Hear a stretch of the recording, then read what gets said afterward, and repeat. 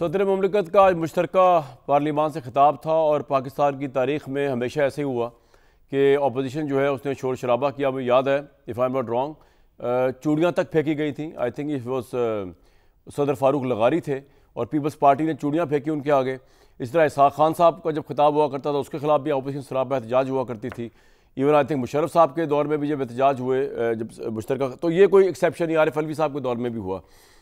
تو یہ تو اس طرح چلتا رہے گا. لیکن زرداری صاحب نے اس طرح روایتاً حکومت کی پرفارمنس پہ انہوں نے ایک مہر ثبت کی کہ پرفارمنس سیٹسفیکٹری چل رہی ہے, پاکستان آگے چل رہا ہے. اور پی ٹی آئی والے جو تھے عمران خان رہا کرو اور یہ تمام چیزیں جو ہیں وہاں پہ کر رہے تھے.